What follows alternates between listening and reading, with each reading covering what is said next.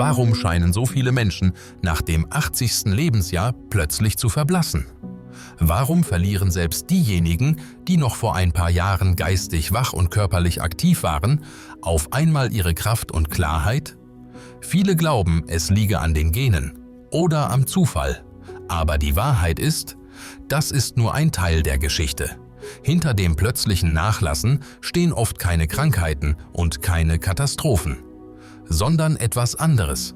5 stille Prozesse, die sich im Hintergrund abspielen. Unbemerkt, leise und oft unterschätzt. Doch sie entscheiden, ob ein Mensch nur alt wird oder auch erfüllt lebt.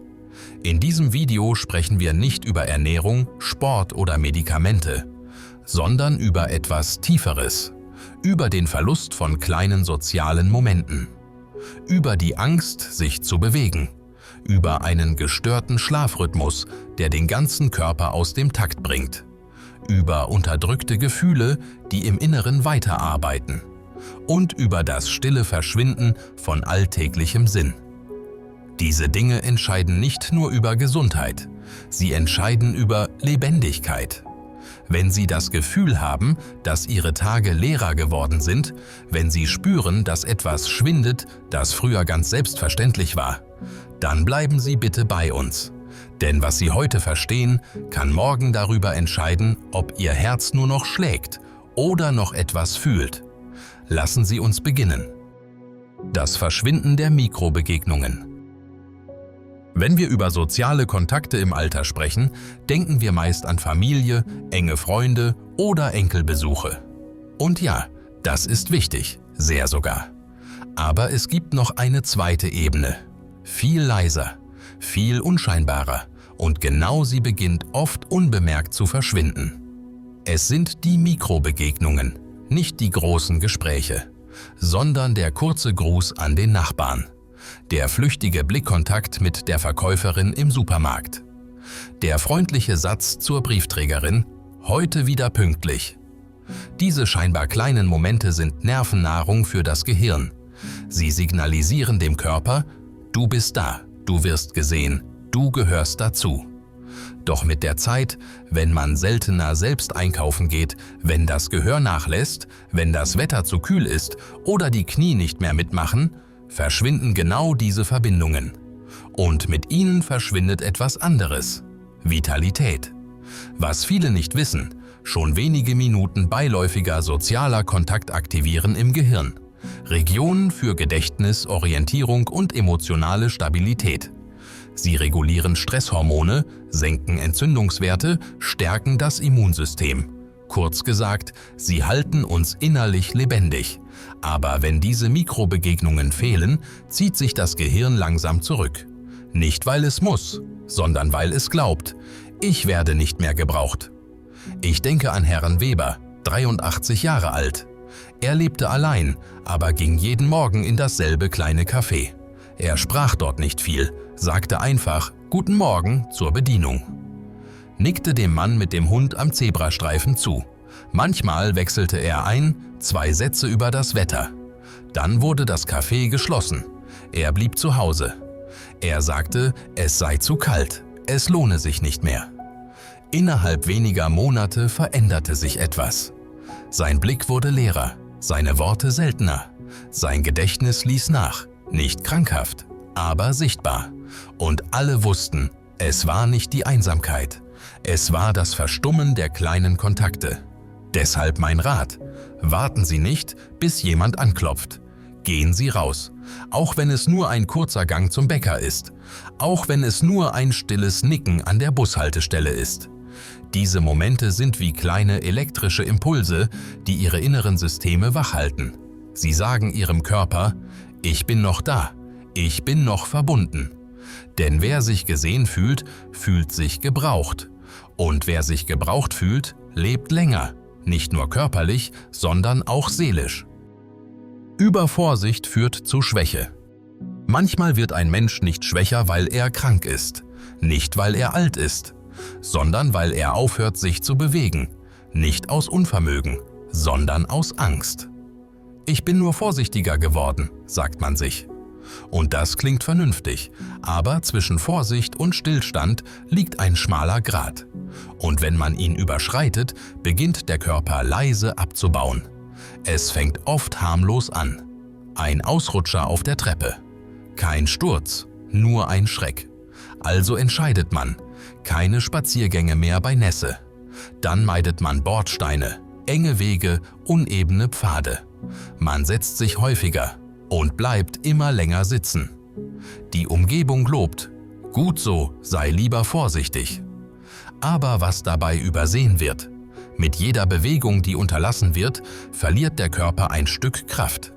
Denn der Körper ist keine Maschine, die durch Ruhe geschont wird. Er ist wie ein Garten. Wird er nicht gepflegt, verkümmert er. Am schnellsten leidet die Tiefenmuskulatur im Rumpf, jene Muskeln, die für Gleichgewicht, Stabilität und Aufrichtung sorgen. Wenn sie nicht gebraucht werden, baut der Körper sie ab. Und plötzlich wird das Aufstehen schwer, das Stehen wackelig, das Gehen unsicher. Ich erinnere mich an Frau Köhler, 82 Jahre alt. Sie machte jeden Abend einen kurzen Spaziergang um den Block, bis sie einmal bei Regen beinahe ausrutschte. Sie stürzte nicht, aber sie erschrak. Danach blieb sie lieber zu Hause. Erst ein paar Tage, dann Wochen, dann Monate.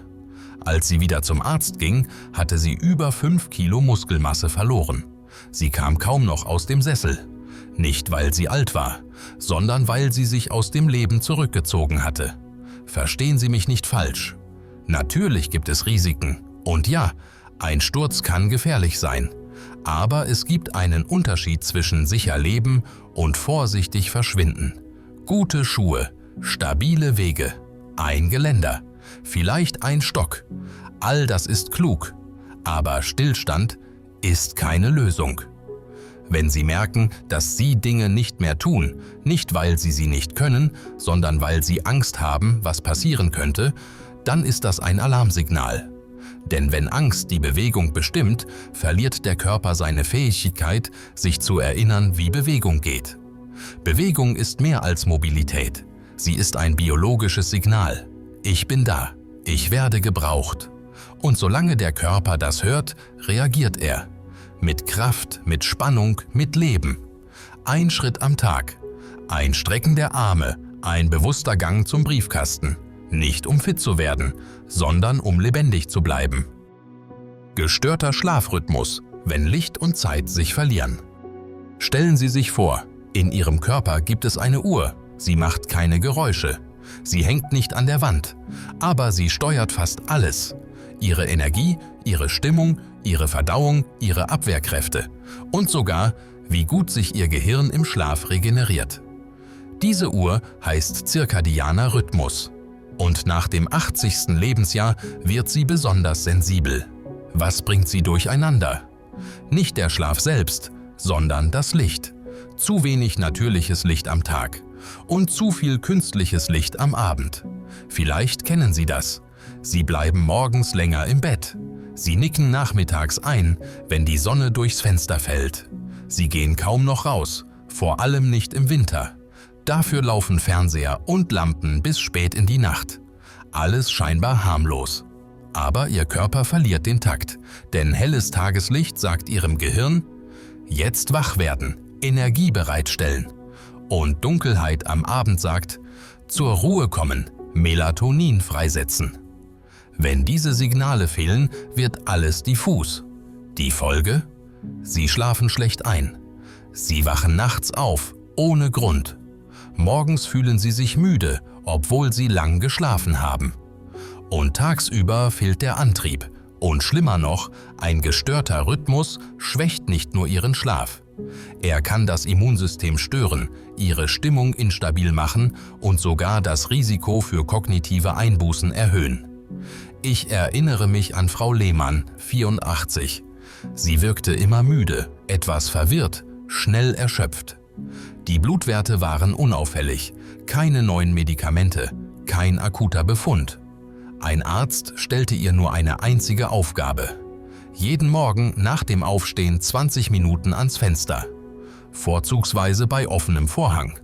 Und abends 1 Stunde vor dem Schlafengehen. alle Bildschirme aus.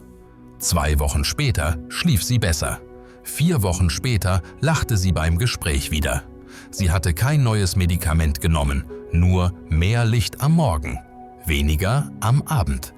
Denn der Körper altert nicht nur durch Verschleiß, er altert auch durch Desorientierung. Wenn Ihre inneren Systeme nicht wissen, wann Tag ist und wann Nacht, verlieren Sie Ihre Ordnung. Deshalb gehen Sie morgens ans Fenster. Öffnen Sie die Vorhänge. Gehen Sie, wenn möglich, kurz nach draußen. Und abends dimmen Sie das Licht. Verzichten Sie auf TV oder Handy, wenigstens 30 Minuten vor dem Schlafen. Das ist kein Luxus, das ist Rhythmuspflege. Und Rhythmus ist Leben. Verdrängte Gefühle, wie unausgesprochene Trauer krank macht. Mit über 80 trägt ein Mensch oft mehr Verluste in sich, als andere sich vorstellen können.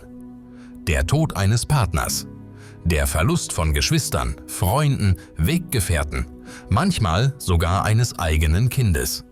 Und obwohl die Welt höflich Anteil nimmt, versteht kaum jemand, wie tief diese Verluste wirklich gehen. Vor allem, wenn sie sich über Jahre ansammeln. Was geschieht dann? Menschen gewöhnen sich ans Schweigen. Sie sagen, man muss weitermachen oder ich will niemandem zur Last fallen. Sie weinen nicht, sie klagen nicht, sie reden nicht mehr darüber. Sie tragen still und allein. Doch das Problem ist, der Körper vergisst nicht. Gefühle, die nicht ausgesprochen werden, verschwinden nicht. Sie bleiben im Körper, als Spannung, als Schlafstörung, als Enge im Brustkorb, als ständige Erschöpfung. Ich erinnere mich an Herrn Schubert, 86. Er verlor seine Frau nach 60 Jahren Ehe. Er sagte, er komme klar. Er weinte nicht. Er sprach kaum darüber. Aber in den Monaten danach nahm er ab, hörte auf, ins Seniorenzentrum zu gehen, schlief schlecht, zog sich zurück. Nicht, weil er krank war, sondern weil sein Körper eine Trauer trug, die nie raus durfte. Das ist die Wahrheit. Emotionale Last, die nicht geteilt wird, wird körperlich. Der Körper reagiert auf unterdrückte Gefühle genauso wie auf Entzündungen oder Infekte. Mit Stresshormonen, mit innerem Druck, mit Schwäche. Aber es gibt einen Ausweg. Und er beginnt mit einem einfachen Gedanken. Ich darf fühlen, auch jetzt noch. Die Menschen, die lange leben und innerlich lebendig bleiben, haben meist einen Ort für ihre Gefühle. Einen Menschen, dem sie sich öffnen können. Ein Tagebuch, ein Gebet, einen Moment der Ehrlichkeit mit sich selbst. Denn was ausgesprochen wird, kann heilen. Was verdrängt wird, frisst Energie. Wenn Sie seit Jahren etwas mit sich tragen, etwas, das nie ganz gesagt wurde, vielleicht ist jetzt der Moment gekommen. Nicht, weil man alles aufarbeiten muss, sondern weil das Herz nur eine bestimmte Last tragen kann, bevor es leise dicht macht. Und wenn Sie wirklich noch leben wollen, nicht nur im Körper, sondern im ganzen Wesen, dann lassen Sie zu, was lange keinen Platz hatte. Der Verlust des Alltagssinns, wenn Tage keine Richtung mehr haben. Es gibt eine stille Ursache, warum viele Menschen nach dem 80. Lebensjahr innerlich verblassen, auch wenn der Körper noch mitmacht, auch wenn keine neue Krankheit hinzukommt. Es ist nicht der Tod, es ist nicht die Krankheit, es ist das Fehlen von Sinn im Alltag, nicht im großen philosophischen Sinn, sondern im kleinen Einfachen. Was bringt mich morgens dazu aufzustehen? Worauf freue ich mich heute? Was macht diesen Tag ein bisschen anders als gestern? Wenn diese Fragen unbeantwortet bleiben, verliert der Tag seine Struktur. Die Zeit beginnt zu verschwimmen. Morgens, mittags, abends, alles gleich. Und der Körper? Er reagiert. Der Appetit lässt nach. Die Bewegung wird weniger. Der Schlaf unruhiger. Die Gedanken grauer. Ich denke an Frau Bergmann, 88 Jahre alt. Sie lebte allein, hatte keine Kinder mehr im Haus, keine Familie in der Nähe. Aber jeden Montag schrieb sie Postkarten an ältere Gemeindemitglieder. Jeden Donnerstag kochte sie Suppe für ein kleines Hilfsprojekt. Und jeden Nachmittag um Punkt 4 saß sie am Fenster, um den Kindern beim Heimweg von der Schule zuzusehen.